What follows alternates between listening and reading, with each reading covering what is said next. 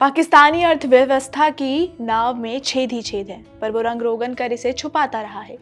लेकिन क्या ऐसी चीजें कभी छुपी हैं? कतई नहीं। तो इस बार भी ऐसा ही हुआ। पाकिस्तान की कलई एक बार फिर एफएटीएफ ने खोल कर रख दी है। उसने पाकिस्तान को चेतावनी दी है और कहा है कि भले ही उसे 2022 में उन्होंने ग्रे लिस्ट से बाहर कर दिया था, लेकिन अगर वो अपनी हरकतों से बाज नहीं आया तो वो उसे फिर से ग्रे लिस्ट में डाल देंगे। बता दें कि पाकिस्तान आईएमएफ, वर्ल्ड बैंक और चीन जैसे देशों से बार बार कर्ज लेता रहा है और इन पैसों का इस्तेमाल वो मनी लॉन्ड्रिंग और टेरर फंडिंग जैसे कामों में इस्तेमाल करता रहा है। पाकिस्तान की इन्हीं हरकतों पर अब एफएटीएफ ने उंगली उठाई है। एफएटीएफ ने कह दिया कि पाक गैर कानूनी फंडिंग बंद करे। एफएटीएफ ने साफ कहा कि सभी मुल्क जो पाकिस्तान की इस गैर कानूनी फंडिंग में साथ देते हैं वो उसकी इसी अपराध में साझीदार हैं।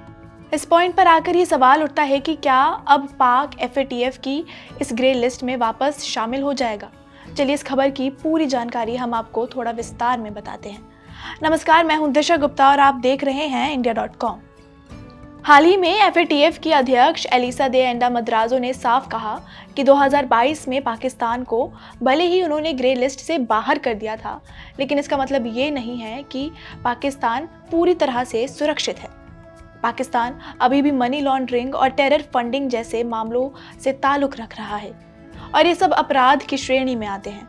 एफएटीएफ ने उन देशों को भी आगाह किया कि जो पाकिस्तान के इन हरकतों में साथ दे रहा है वो इस अपराध में शामिल है। मीडिया की कई रिपोर्ट्स ने दावा किया है कि पाक जो फंड्स लेता है वो उसे ऐसे संगठनों तक पहुंचाता है जिन पर आतंकवाद को बढ़ावा देने का आरोप है। यही वजह है कि अंतर्राष्ट्रीय संस्थाएं पाकिस्तान की नीयत और नीतियों पर लगातार सवाल उठाती रही हैं। 2018 से 2022 तक पाकिस्तान एफएटीएफ की ग्रे लिस्ट में था। इसका मतलब था कि उस पर मनी लॉन्ड्रिंग और टेरर फंडिंग को लेकर निगरानी रखी जा रही थी, लेकिन पाक को बाद में इस ग्रे लिस्ट से बाहर कर दिया गया था। लेकिन इस पर निगरानी अभी भी खत्म नहीं हुई है। एफएटीएफ ने पाकिस्तान को समय दिया है कि वह अपनी इन हरकतों को सुधार ले।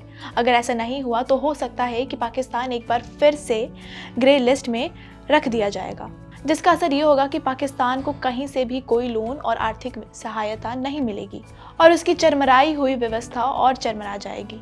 इस खबर पर बस इतना ही। देश और दुनिया की तमाम खबरों के लिए देखते रहिए India.com। धन्यवाद।